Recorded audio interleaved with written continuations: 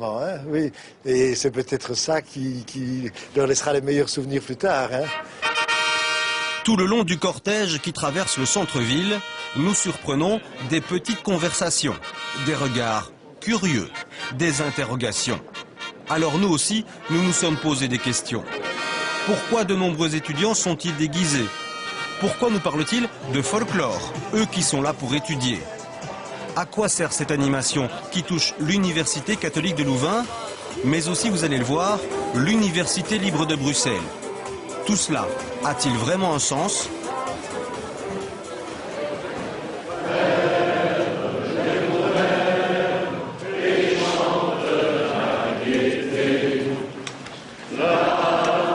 Le Summer résonne dans l'auditoire Paul-Émile Janson. C'est la tradition de rentrée de l'ULB. Un moment solennel devant les flambeaux tenus par les représentants des étudiants. C'est clair, l'année universitaire ici commence toujours en chanson.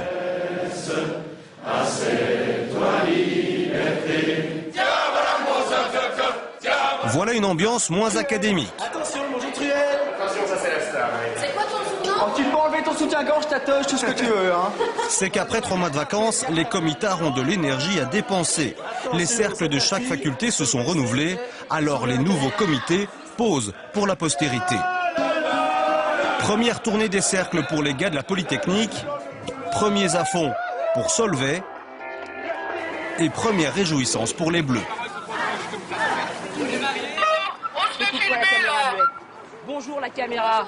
Et qui gueule? Bonjour la caméra. Ta gueule. Les Bleus, ce sont ces étudiants qui ont décidé de participer à l'activité commune à toutes les universités du Royaume, à savoir le baptême.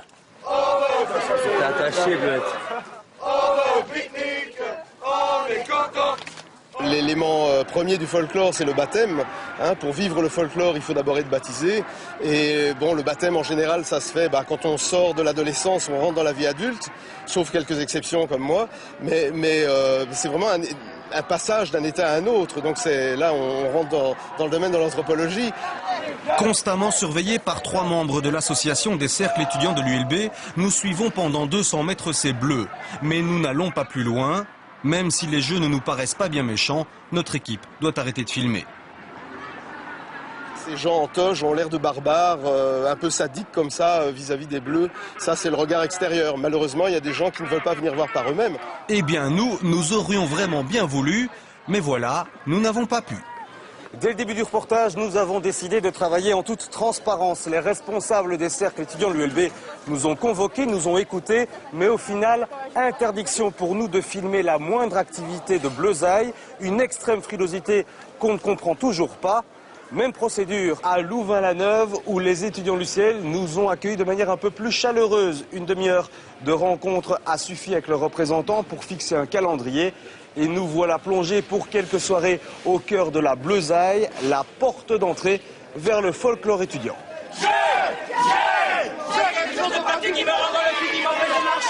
Ça, c'est la marche de l'éléphant, la première chorégraphie apprise par les Bleus de l'UCL. Ce soir-là, nous accompagnons le comité de baptême de la Maison des Sciences, qui a bien évidemment ciblé les activités que nous pourrions filmer.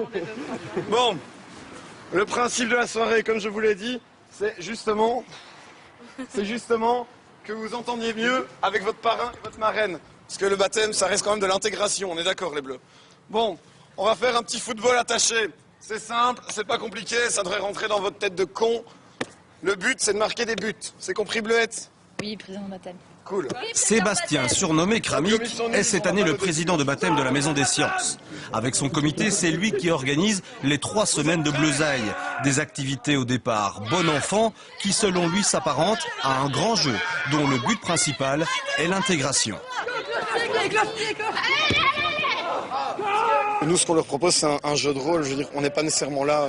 Parfois, on crie, ok, mais ça fait partie du jeu. Le tout est de le comprendre, ce jeu de rôle. Voilà, si quelqu'un n'est pas dans le jeu, en soi, il n'a rien à faire en baptême. Je veux dire, le baptême, c'est un jeu proposé par des gens qui ont vécu ce jeu à des gens qui ont envie de vivre ce jeu. J'avais vraiment envie de le faire, oui, parce que c'est vraiment une activité sur Louvain et tant qu'on l'a pas fait, je l'ai jamais fait avant, tant qu'on l'a pas fait, on fait pas partie de vraiment la garnaille sur Louvain, quoi.